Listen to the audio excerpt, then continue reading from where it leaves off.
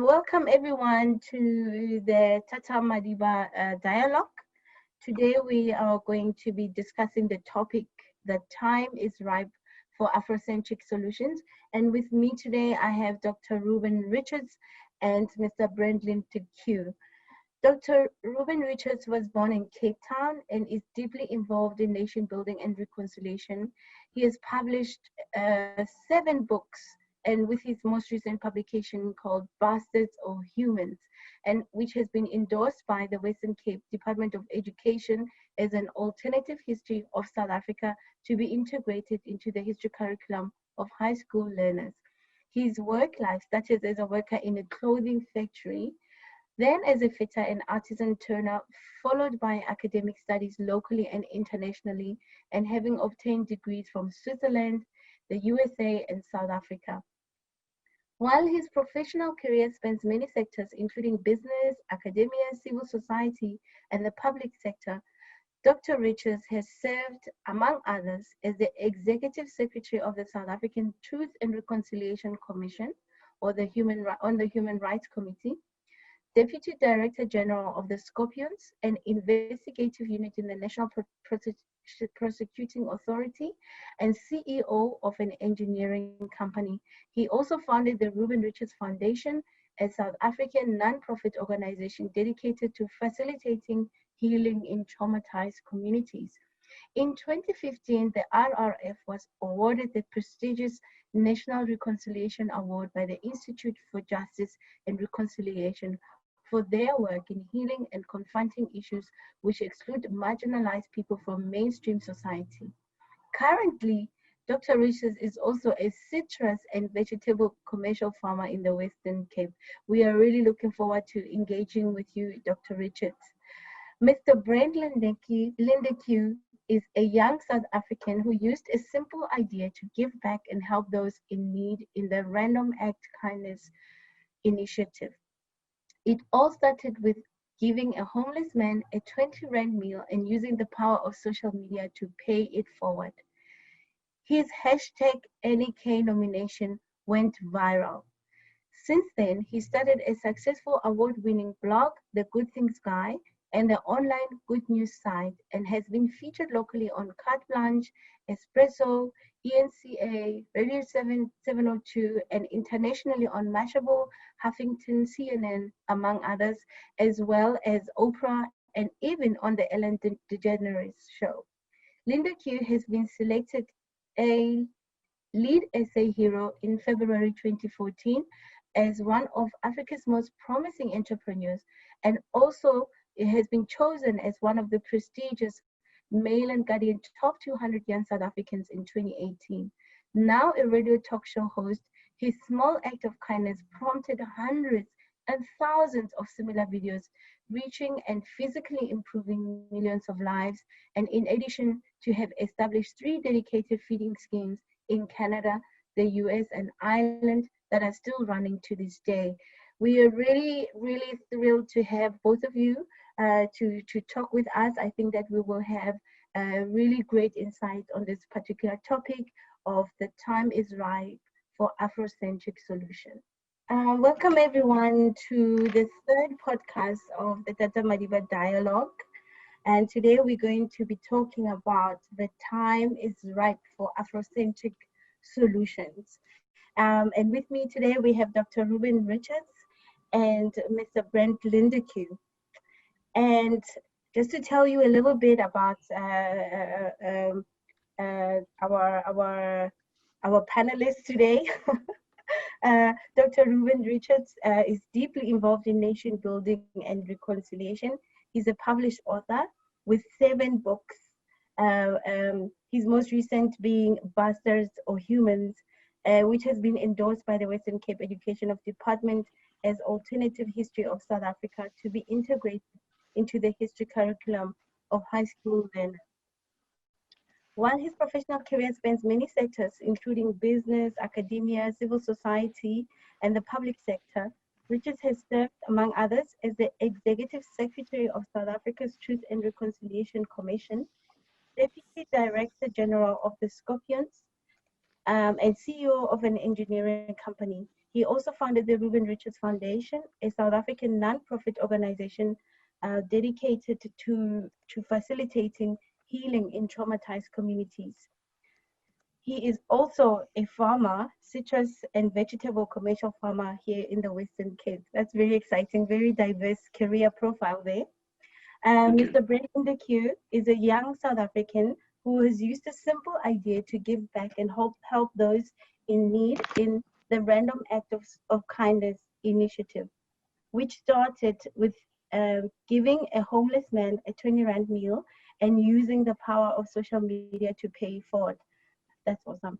Since then, he started a successful award-winning blog, The Good Things Guy, and the online good news site, and has been featured locally on Cutblind, Espresso, DNCA, News 24, and internationally on Mashable, Huffington Post, among others, and even Ellen DeGeneres, to name a few. So, apologies. Linda Q has been selected as a lead essay hero in February 2014 as one of Africa's most promising entrepreneurs, and also chosen as one of the prestigious Mail and Guardian Top 200 Young South Africans in 2018. He's now a radio talk show host. His small acts of kindness prompted hundreds and thousands of similar videos, reaching and physically improving millions of lives. And in addition to have established 3 dedicated feeding schemes in Canada, the USA, and Ireland that are still running to this day. So this is really awesome. You guys are amazing. Your profiles are really amazing. I'm really happy to be here. My name is Natasha Matapo, and I am a researcher at Stellenbosch University. I'm a former Mandela Washington Leadership Fellow. Also, I'm a Mail and Guardian 200 Young South Africans. I'm very excited to hear that about you, Brent. And today we're just going to have a conversation on this topic. The time is ripe for Afrocentric solutions. It is commonly what we see in our world today. In fact, in all sectors of our economy, we have a very Western approach to doing things.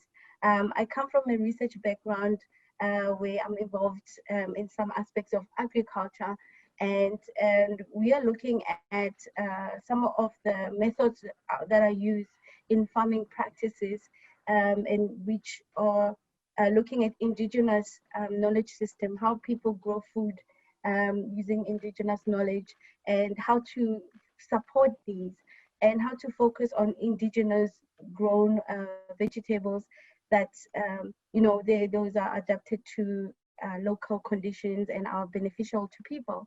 So it is clear that the kind of direction that young people today are thinking about is, how do we become more Afrocentric? How do we become more inward looking to what we can do as young Africans without needing so much help and input from the West, or taking ideas from the West and implementing them into an African perspective, which doesn't always work. We can consider our education system, where we haven't really looked at Afrocentric approaches to education, but we base them on UK system, American system, and that doesn't always benefit our young people here, nor does it benefit the educators who have to provide or give this education or train our young people. And we have to talk about how we got here. How did it happen that we get here? In one of his quotes, Tata Madiba says, "It is not merely by accident that those from particular sectors of society are better skilled in accessing the world of knowledge than others. It is not as if those from poorer backgrounds or from the socially marginalized sectors have innately less intelligence or skills of knowledge acquisition. Many of these differences are socially and historically conditioned and are therefore capable of being addressed." I think I'm going to ask Dr. Richards to come in here. I'm considering also the work that you do. Would you like to share, why we shouldn't compare ourselves, and how has our history contributed to us as young Africans, or Africans in general, not thinking or putting value in Afro-centered knowledge or Afro-centered creation or innovation? Well, thank you very much. Where do I start? Let me start with a geospatial type image. When you are trying to find your way through life, you use navigational beacons, GPS coordinates, and so forth. You set the coordinates and you get to a particular destination. Now, if any one of those coordinates are not there, you're likely to lose your way or not have the optimal journey to your end destination. In the same way that we try and understand who we are as individuals and as people, we depend on certain coordinates that give us direction, that give us meaning. And when some of those coordinates are missing, it means that there's a deficiency in our plan, if you will. Now, I've discovered that the coordinates that dominate our consciousness is the coordinates that have been placed there by our colonizers. You know, the theme of this particular section of our discussion is, how did we get here? Well, we got here through a very brutal history of colonization. Colonial imperialism had nothing, I'll say this as loud as I can, had nothing to do with spreading civilization. It had everything to do with rape and pillage of resources that were available at the time. We'll talk a little bit later how we fix it, but that's an important navigational beacon. When we start talking about assessing colonialism, we often gloss over the impact it has had on our psyche, on our sense of self-worth, and as a result, and academically speaking, we have what we call centered whiteness, and made whiteness our point of departure against which we measure ourselves, as if that is the standard for what it means to be a human being. And so if we go back to first principles, which is where I like to start, then those are the kinds of discussions we have to have. And I spend a lot of time in my books trying to explain a different narrative. And we can come back to that when we talk solutions. Just to add there, I think when you're talking about that centered, when we make whiteness the standard. I mean, I know we talk a lot about, you know, going to a Model C school or going to a private school or a school where there is white people. If you say, I went to school, in my school, there were X number of white people, you know, like in general, that is a good school. If there are white people in your school, then the assumption is that that is a good school. And I don't know how we get people to not think of this, to not think about anything of quality as standard as a white or black thing, or whether there's just black people, there's no quality. Whatever comes out of there is not good. I agree with Dr. Richards 100%. The challenge that South Africa faces, so that you asked, how did we get here?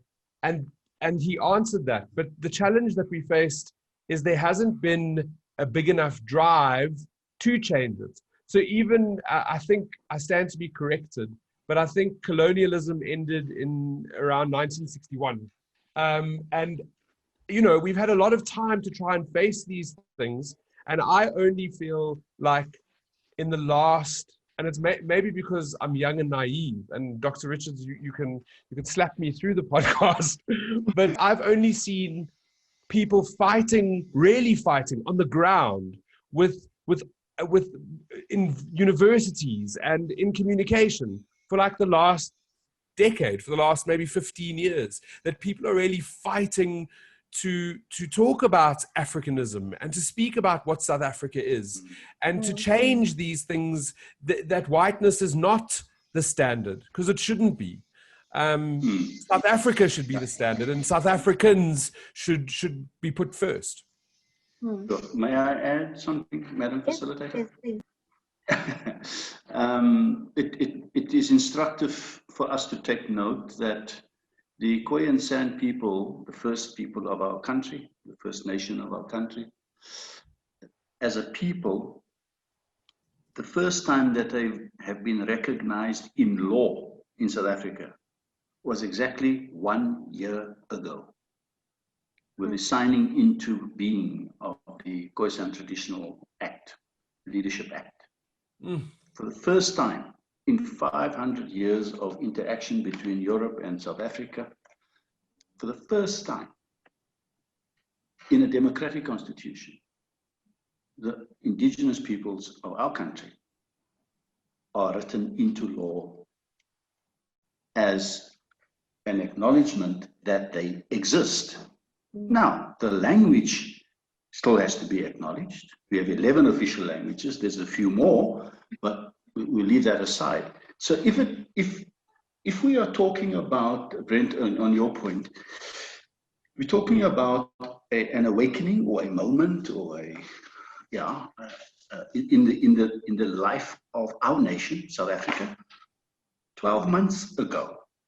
Yeah. Barely 12 months ago, there's a realization that, oops, the first people of this country actually exist and they're still alive.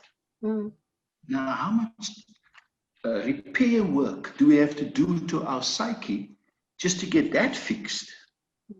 I don't hope it takes another 500 years. And so part of what my foundation has done is to dedicate itself to doing that restorative work around indigenous identity, history, contribution, and so forth. Yeah. The second point is, and I'll give you a quotation from, not a quotation, a story from the 1500s.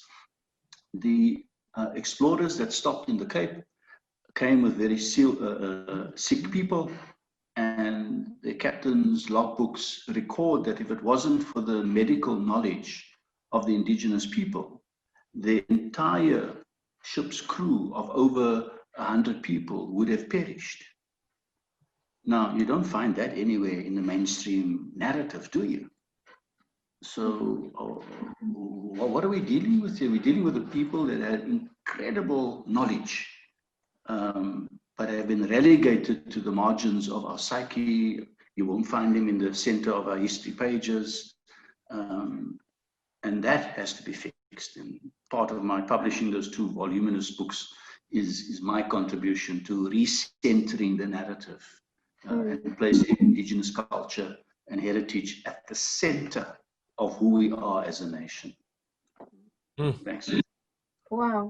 I think that you touched on two things here, and I want to just go into them a little bit. The aspect of colonialism and even the aspect. Okay.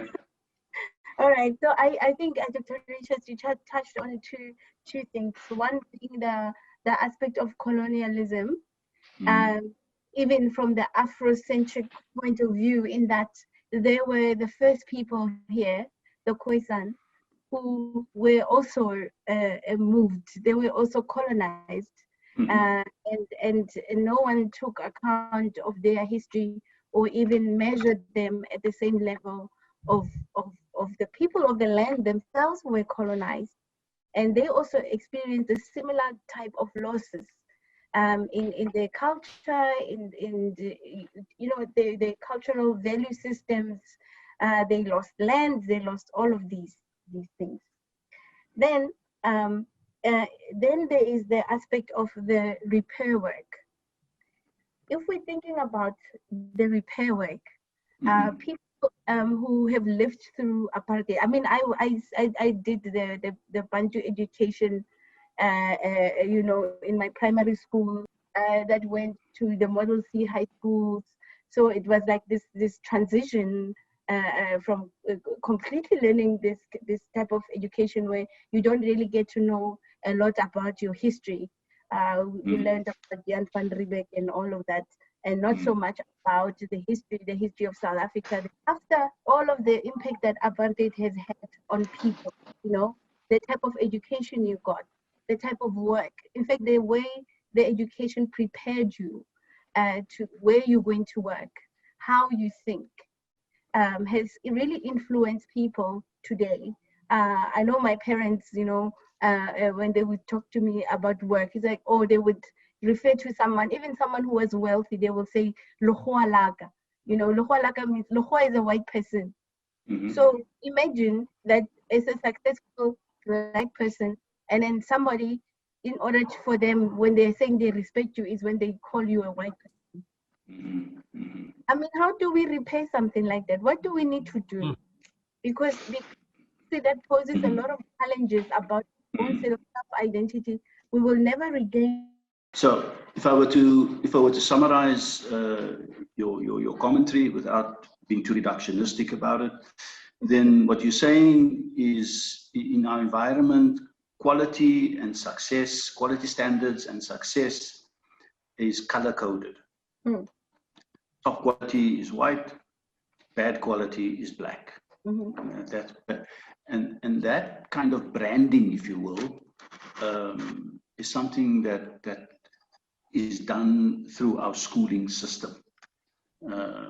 So I've got a big issue and gripe with our educational system, because that is where the formation of consciousness happens in the main, in the family, and of course at school.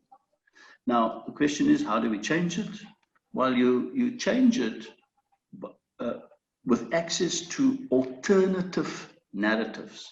So let me ask you, and you don't have to answer the question, but if I were to ask you for 10 good news stories, this is Brent's department, 10 good news stories of people of color that have made a significant contribution to humanity, give them to me.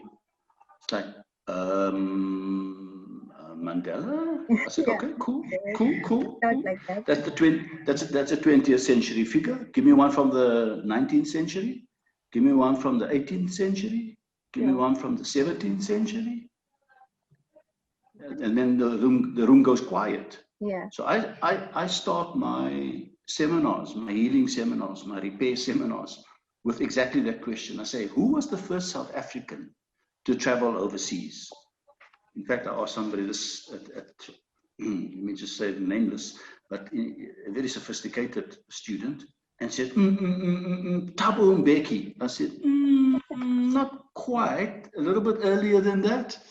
And to cut a long story short, from my understanding and the research that I've done, it was a gentleman from Cape Town who traveled to England, was the guest of the then wealthiest person in England and possibly in the world. He was an advisor to the King of England at the time, and he owned the largest shipping fleet, and he wanted to have a representative in the southern tip of Africa for all the passing ships that would come by Cape Town. So it made logical sense. Today we would call him the regional CEO or Africa CEO or something like that. So who was this person? Well, his name was Kore. He was an indigenous Khoisan person from the Western. When did this happen? Well, 1613. Now that you know it, and let's assume I'm telling you the truth, okay? So we must always test the facts. How does it make you feel? Well, I'm going to tell my kids the story. Really fantastic. I'll give you one more story. You know, the history books tell us about a guy called Harry die Strandloper. This beach bum, no good kind of guy. At the time that Van Riebeeck arrived here in the Western Cape. But Harry die Strandloper was educated. Remember, he's a local guy from Cape Town who speaks the Khoi language. He was educated in Batavia. Batavia today is Indonesia. which was then the headquarters of the Dutch East India Company, the commercial headquarters. He learned the foreign language. He learned the company rules and regulations. He came back and he served as the communication, the satellite hub, if you will, for all the passing ships of the company. Now, that doesn't sound like a beach bum to me. It doesn't, unless I'm missing something. Now, why do we not tell those narratives? Well, because it's not in the interest of the colonizer to tell those good news stories, which is why what Brent's doing is so revolutionary. So I just share that as a way to indicate where and how the repair needs to begin. We need alternative narratives that are verified. So yeah, there are narratives that make us feel better about who we are as Indigenous people. So Dr. Richards, I love that analogy, and I love that you have brought that to the forefront, that it is important for those narratives to be in our school books, and for people to be telling those stories, and especially when it comes to the history of South Africa, so that we can be proud of all the people that stood up and worked so hard and did incredible things for our country. More so, and I think it's just because of the space that I find myself in, my eyes have been opened to the incredible people that we have here in South Africa right now, who are telling these stories themselves, that are doing these things and doing good things for our country. And I have the opportunity of changing the narrative in our mainstream media right now, where the good news stories and these good people are getting their stories told on a platform where people are keen to listen and share and talk about something different around the dinner table. Yeah, I think when this is it's so necessary. Your space is so necessary, and also to create visibility. You know, if you don't put it out there and say, oh, Dr. Richards written this wonderful book, and it will tell you a lot of the history that you did not know about. And it's something that is discussed in a media platform and can get shared, and people can connect and talk about it and really engage with it. And that's where the learning comes from, and the repair work also comes from that, because we like to see our news stories also are, we want to see other people who look like us, who do well, and we want to identify with them, that, hey, you know what, it's okay. With a lot of people trying to understand their own heritage, you know, trying to mark their roots. And it's very interesting to me that, oh, you know, you are 40 years old now, and now only you're starting to think about, you know, where do I come from? Because we had many ideas of who do we come from.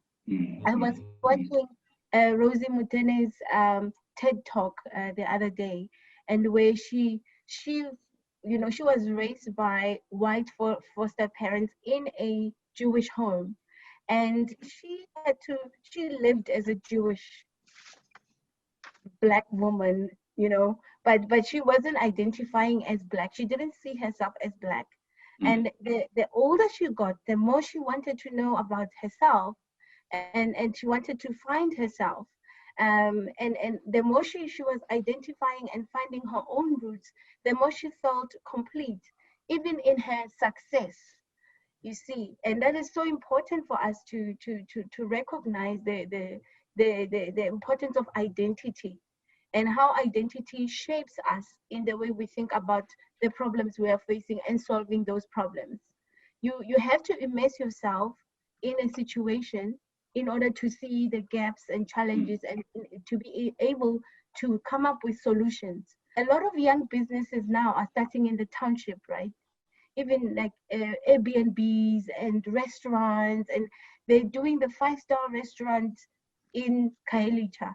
And then you can go there and experience that in that environment by people who come from there, who are bringing the experience with like the township feel, you know, having that Kasi element in there where people they still want to be in Sandton, but they also want to feel like a part of home. They want to feel like this is where I grew up. I want that community. Another quote here from Tata Madiba says, everyone can rise above their circumstances and achieve success if they are dedicated to and passionate about what they do. We are focusing on Afro-centric issues here in our conversation, but some issues we are seeing that are happening globally, and they still apply to our continent and even our country. For example, Donald Trump's son-in-law and a senior advisor, Jared Kushner, faced a lot of backlash after suggesting that Black people had to want to be successful in order to understand how the president was helping them. He's quoted here saying, I think we've seen in a lot of the Black community, which is mostly Democrat, is that President Trump's policies are the policies that can help people break out of the problems that they're complaining about. But he can't want them to be successful more than they want to be successful. Kushner, who is married to Trump's daughter, Ivanka Trump, he said this on Fox and Friends.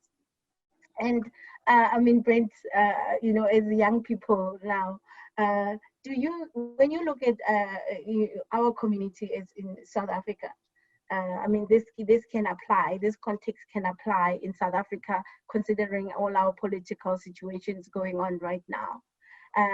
There is a narrative that goes on like Black people don't want to help themselves, or young people don't want to help themselves. You can't help people who don't want to help themselves. Thank you very much for calling me young.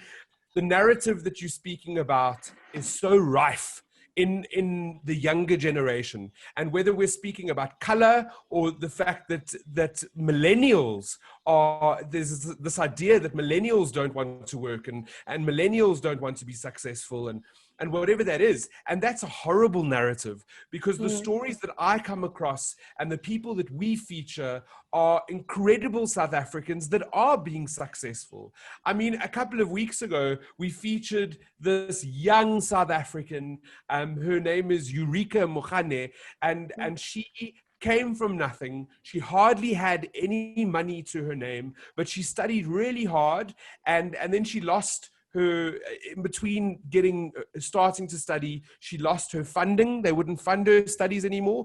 So she became an office cleaner. She became a cleaner to pay for her medical studies. And she's now a qualified medical specialist. There's nothing that says that anybody that puts in hard work, and there's so many of these stories of South Africans that do. So we do need to change the narrative. We can't say that people don't want it. And, you know, all it takes is a step in the right direction to turn a dream from an idea into an actual real goal. Another element I want to add and throw it here in this conversation is that issue of first generation, first generation individuals. And I'm not going to say Black people or colored people. I'm not even going to do a color thing, because first generation people struggle the same. You are the first of everything. You're the first to get a proper job. You're the first to have some kind of economic freedom and ability to change. And then you have a wealth of responsibilities behind you that you have to take care of, right? And that means you are faced with your own challenges. So you won't even be able to progress in your life. And I find there's a lot of debate on this. You know, for us they call it black tax. I don't see it as black tax. I see it as black tax only if people are very abusive towards the person who is supporting the family. But for an individual, I feel in our culture, you know, I grew up I'm Betty, and we are very communal people, and you have to support your family. And we see it as a responsibility towards our family, not to sacrifice ourselves, but to uplift people in our families. And that culture is going away, I think, because young people are starting to become very individualistic.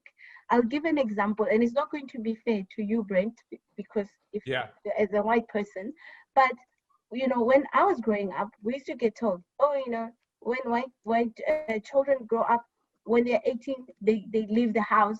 Their parents give them a portion of money, maybe a car, go start your life, and they don't bother them anymore.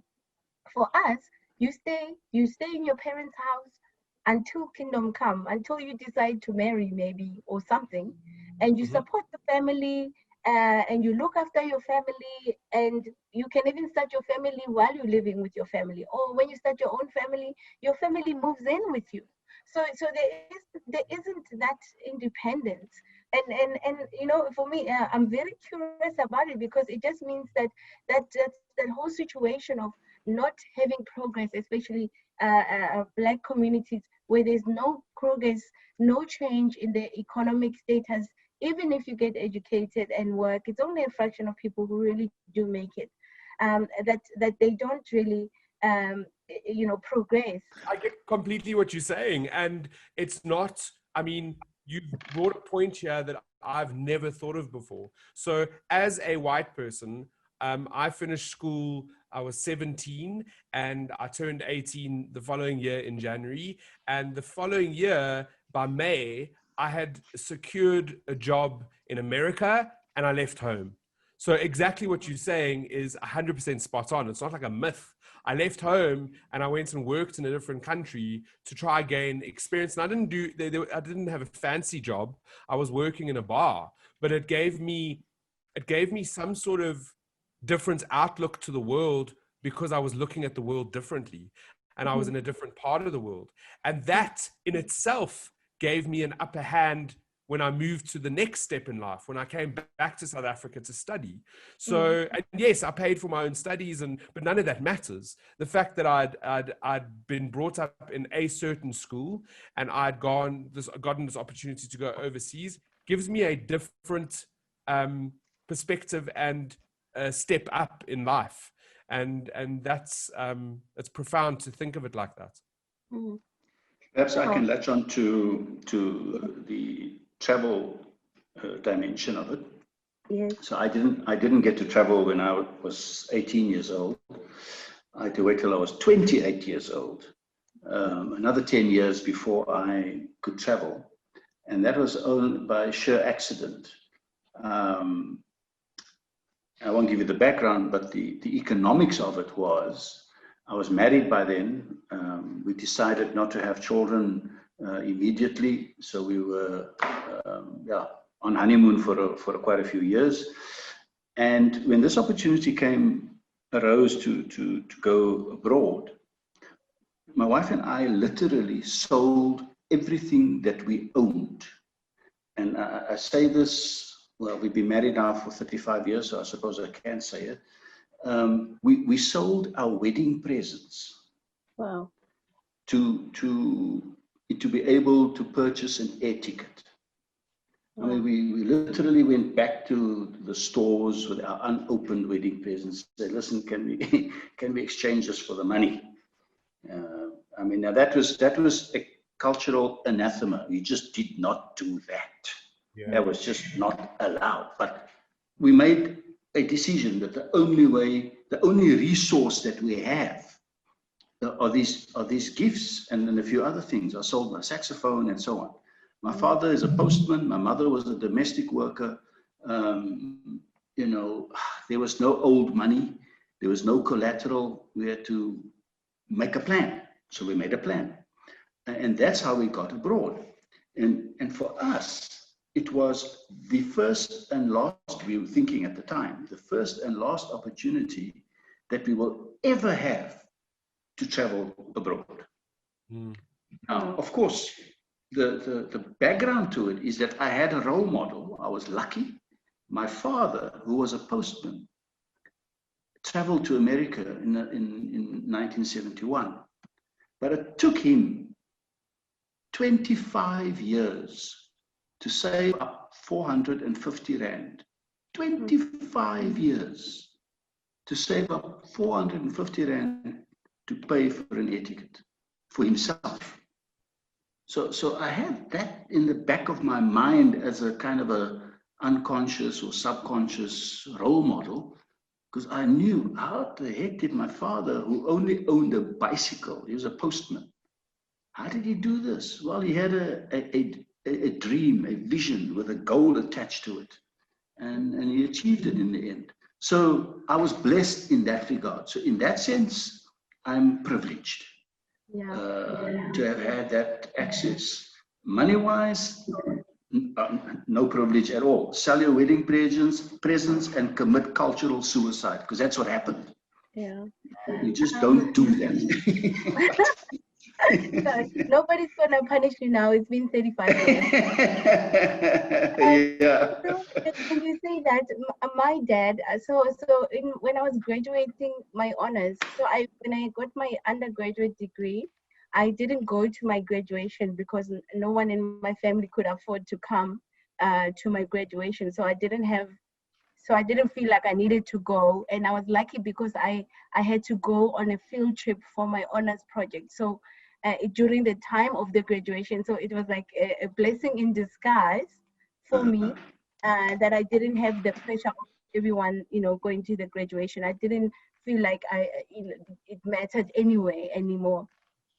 But for my honors, I had a bursary for my honors, and unlike undergrad, my bursary was paid into my student account and paid my student account, and I think I only got a top up thing every 6 months. So it's like twice a year they would give me 2,000 rand or something that would go directly to my bank account.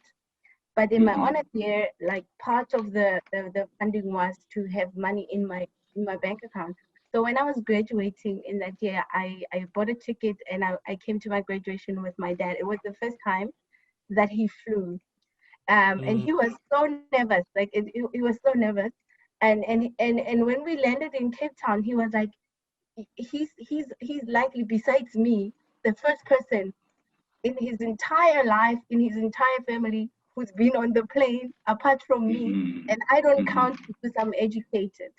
And he said to me, he's thanking me for getting educated, because if I didn't, he would never have been on a flight or on a plane. And he's okay, then he can die tomorrow. That's what he said. Yeah, that's... Yeah, we should change gears a little bit now and think about African innovation. I'm here in an academic institution here, and one of the things that I really like to focus on is on mentorship and guidance for undergraduate students and postgraduate students, in general, to really think about problem solvers when they leave university. University teaches you to become a professor, and especially when you go into research, and then you are focusing on that particular thing, and you are the master of your thesis. So I like to say that to people, that you're a master of your thesis if you're not solving an environmental issue out there. You're not solving a societal issue. And when we design our research, we need to think about the society that we live in, the world that we live in. What problem are we going to solve? Being a scientist means someone who is creating knowledge, but also creating knowledge based on observed problems in the society, and coming up with solutions for those particular problems to make the world work better. Now, what are we doing as Africans? It is time now, obviously, for us to really rethink our role.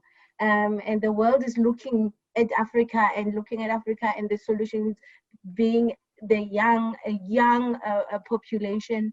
Our youth, I think, between 15 and 25, largest population of youth on the continent relative to the rest of the world. And those people are not skilled. They're not getting access to education. They're not getting access to opportunities. They're not learning about their cultural heritage and their role in society. They are focusing on the outside world, and the outside world is looking at them. So what do we need to do in order to remedy some of these situations? Nelson Mandela, in his speech at the G7 Finance Ministers trade meeting, he said, "We need trade justice. No more subsidies and tariffs from the West that harm the exports and the people of Africa and the developing world. We need to help to build infrastructure so that Africa can take advantage of trading opportunities and be given a fair chance to compete in the world economy. But as we've seen now with just the corona situation that has happened to us, how much it unmasked all the problems that we've had, challenges in access to education, no internet reach in rural communities, ineffective transport systems, no economies in rural communities. People have to come to the city to find opportunity, and there's no space for development for those rural communities, and it shows a lot of shortcoming for us as South Africa, but also as a continent. And having been to other African countries, I've seen that this is in general the situation. You know, we are experiencing the problems the same all over Africa. I'm going to give you an opportunity maybe to come in there and talk about some of these issues that really are setting us back. Do we really need to look at the relationships we have with international in the international world? What kind of power do they have over us? What do we need to do as Africans? I think there's a very fine line. We can learn from different countries as to how they've done things well and how they've done things badly. But ultimately, we need to be creating ideas that fit our identity as South Africans.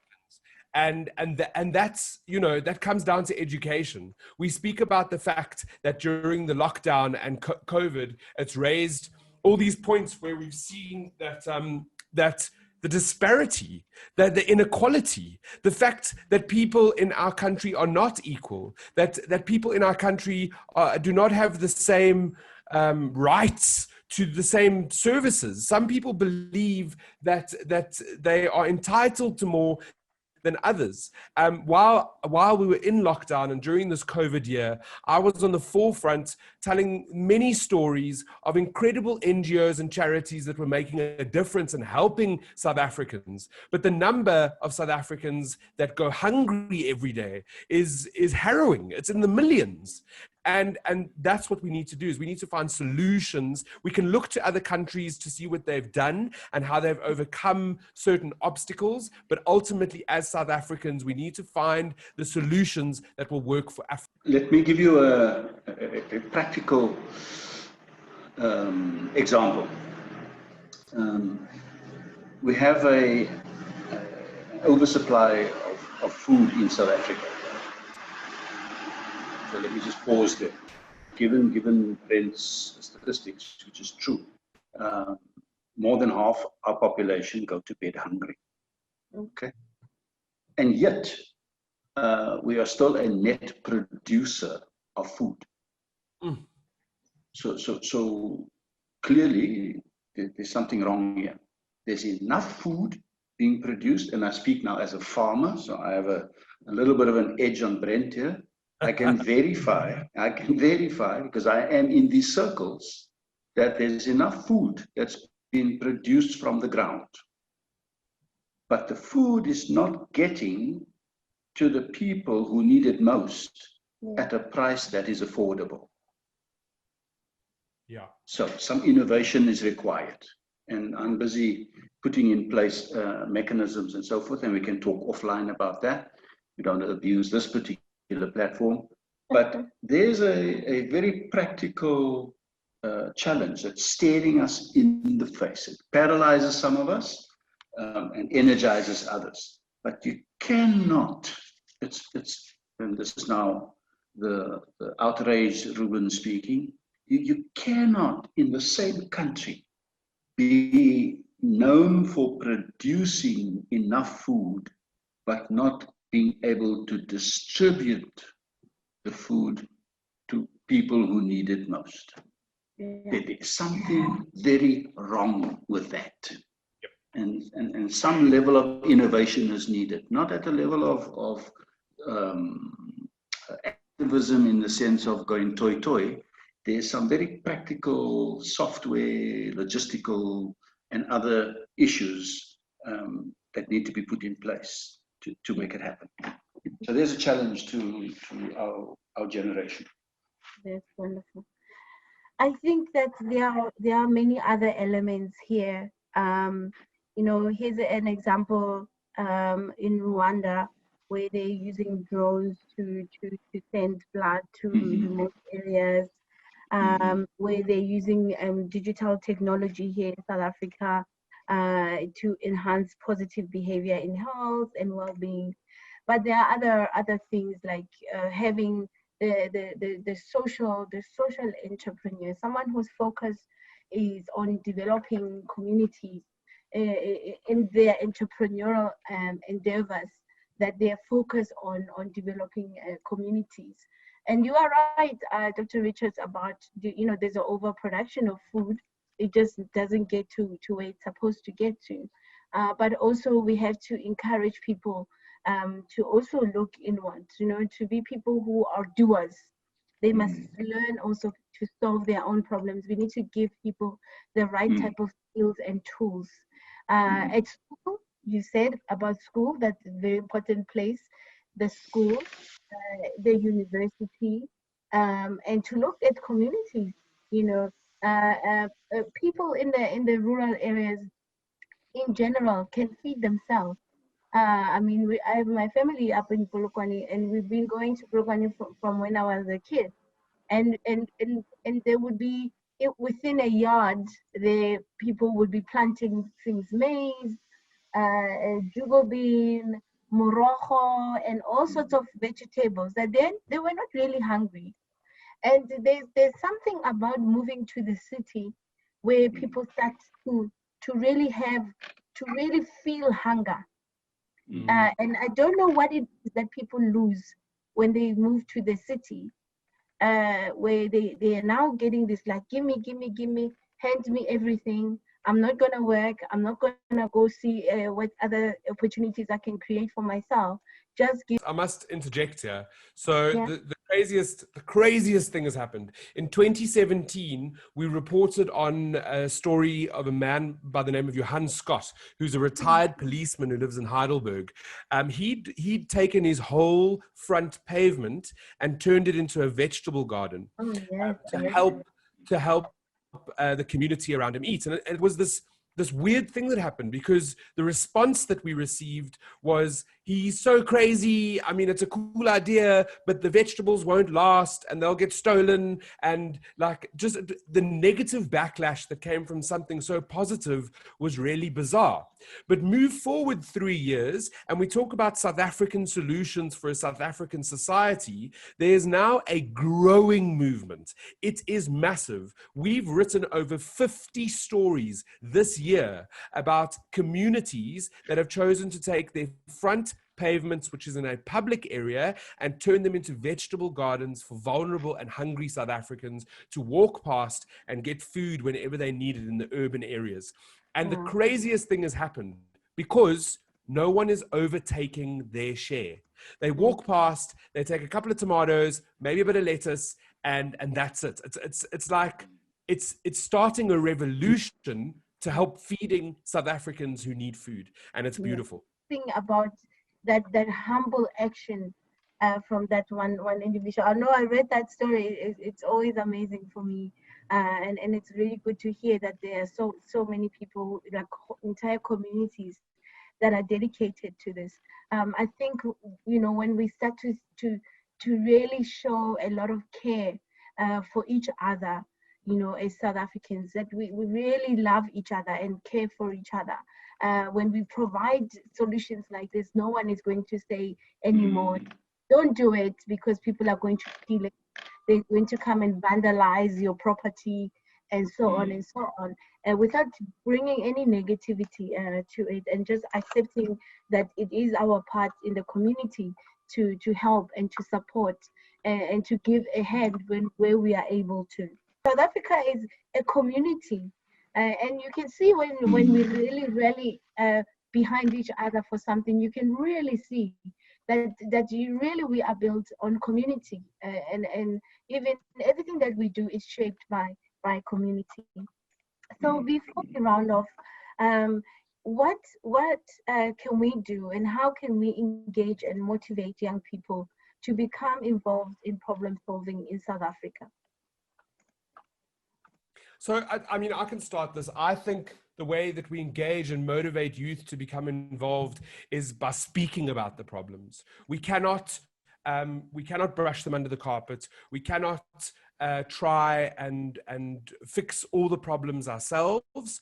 But if we start the conversations like this, if we get into rooms and podcasts and Zooms with people from different cultures and different backgrounds, and I mean, Dr. Richards, incredibly intelligent people who are able to give us the history and to give us the expertise and to have these discussions, that is what will help us move forward and start to create solutions that come from South Africans.